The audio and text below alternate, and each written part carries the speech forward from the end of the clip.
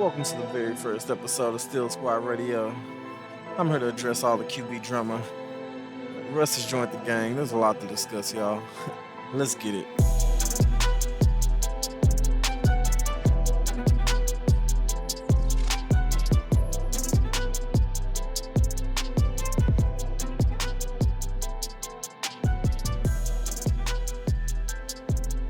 Hey, hey, hey.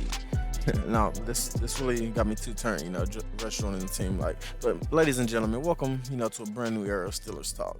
It's your man Dunny Bravo, and you've stumbled up on the very first episode of Steel Squad Radio. So, let me start by saying this: I'm not here to be liked. I'm here to be real.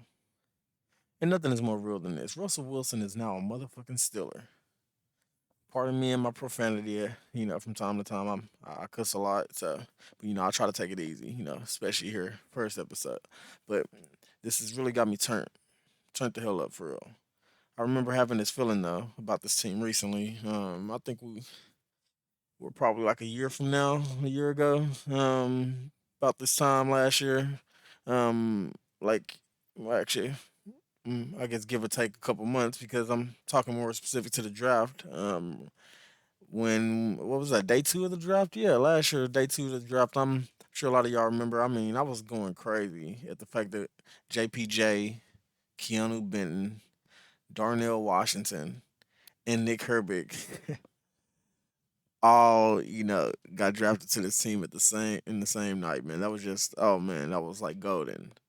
I could barely sleep from how those picks had me turned up. Like no lie, turned out all to be great picks as well. And then I got that feeling once more. After the preseason ended, and the offense looked professional and competent for once. But as we all know, that feeling didn't last that long. So here the feeling is again, back like it never left.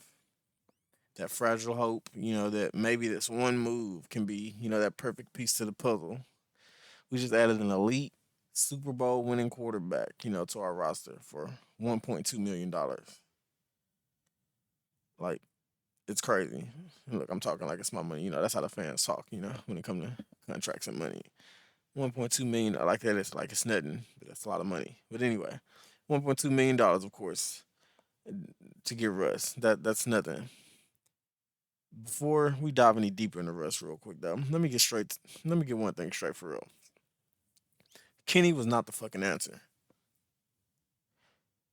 Like, I know that's a hard pill to swallow, but take it with a glass of water. I promise you, it won't be that bad.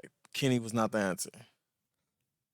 And you know what? Actually, I'll take that back. That's a little harsh. Kenny could be the answer. Actually, somebody asked me the other day who was the worst quarterback in the AFC. I said easy, Kenny Pickett. They said which AFC North quarterback is most likely to be the one and done if they make the playoffs. I said, oh, that's easy, Kenny Pickett. But wait a minute, hold on. Look, I said, okay, wait, we're not gonna just pick on my boy Kenny Pickett like this. I get your point.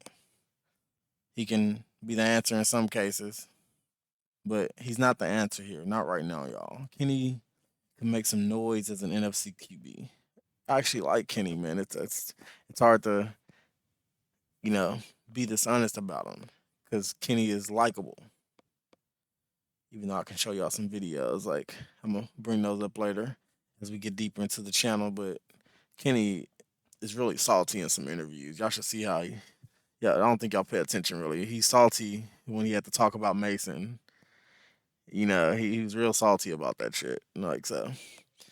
But anyway, yeah, Kenny he could be the answer in the AFC. I'm sorry, in the NFC. For one of those teams.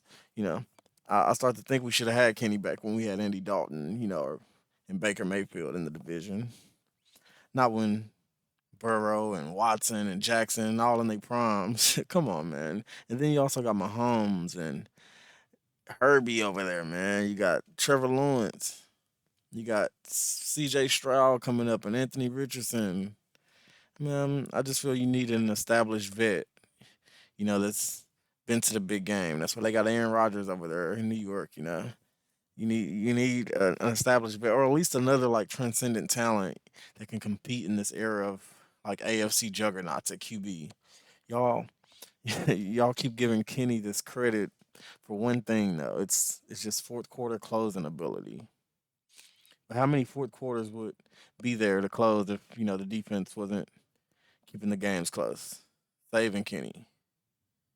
Like how many quarterbacks could we discover had that same talent that Kenny has if they had defenses like ours to put them in those positions? Like really, the games.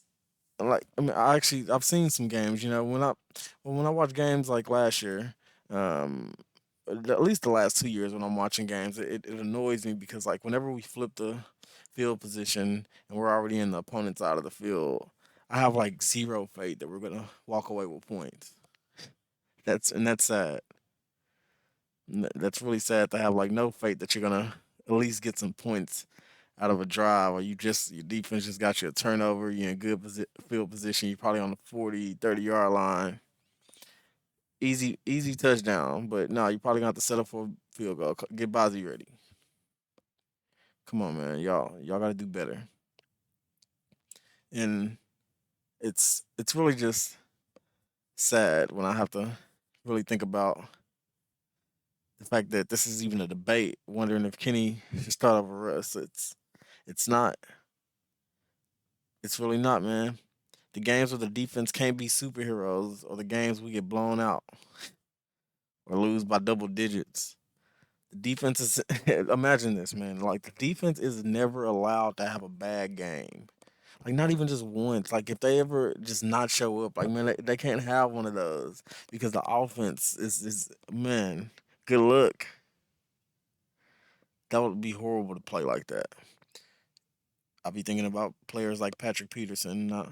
I can't really be that hard on him because I think about like a person his age at that position, cornerback. Like man, you ready to come up to the Steelers and ball out, man? But you probably didn't think you were gonna be going on the field that much because the offense was gonna be that trash, going three and out all the time, making you really look obsolete out there because it's sad because they just can't do anything, and a lot of that is on Kenny, not just Canada. Worst QBs have done better with just as bad coordinators, in my opinion. So that's not an excuse. And why does Kenny get exempt, from having a hand in choosing to stick with Canada last year? Like everybody wants to make it seem like Canada, like Kenny, we haven't seen what Kenny can do because he was under Canada's thumb the whole time. Like, come on, he chose to stick with Canada. I'm sure Rooney and Tomlin consulted him on that, and he vouched for him. So that lets you know right there. He vouched for that man, and his play out there on the field got that man fired. I know Matt Canada's play calling had something to do with it as well, but hey, you got that man fired. If I was working somewhere, doing like a 9 to 5, and you know, my I was employee of the month, so I look good, but dang, the next month, I did something that just like ruined the whole system.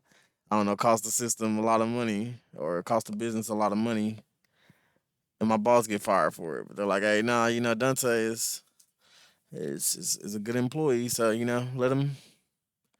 We're gonna let him stay. Let's fire the boss. He's responsible. No, that's the scapegoat stuff that Canada's dealing with now because of Kenny's play. So back to Russ real quick, man. The man in town. I'm listening to these podcasts earlier. Pittsburgh media all day, and after the news dropped, I just knew. I just knew it. Steelers reporters and you know podcast hosts, like Deke from Off the Moat Show, DK from the Ramon Foster Show. We're gonna hate this news of Russ like joining the team. I knew they would hate it. The former, of course, hates the idea of anyone replacing Kenny, and the latter hates the idea of anyone replacing Mason, who I remind you, is not even currently signed to the team. Like he always bringing up Mason, coming back like dude ain't on the team. Like that's crazy. Yeah, I watch those shows too, but I watch them, all unfortunately, and I need my daily dose of Steelers talk just like every other super fan. And I mean, like, uh, Man, you know who was like a broken tape recorder today? I mean, he's like, they paid the guy $111 million to go away. What are we doing? Like, man, these people be so cringy sometimes, man. So cringy. Like, no, bro. Like, they overpaid the man, to be quite honest with you. Overpaid him, thinking he would lead their franchise to Super Bowls. And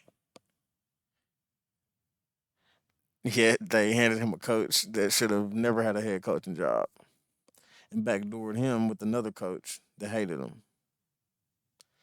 So, yeah, and yeah, of course, Russ was over the top with those privileges. He took advantage of in his first year in Denver.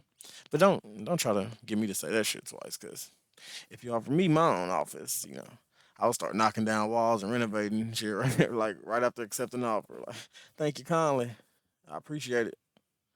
So that's just my opinion on the matter. So we're gonna, be dropping episodes, daily, probably multiple episodes in a day. It all depends.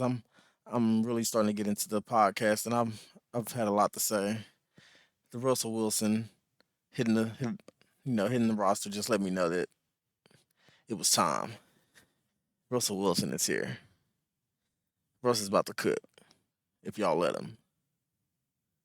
So if you stayed until the end, I really appreciate y'all. I truly do. There's more to come, definitely.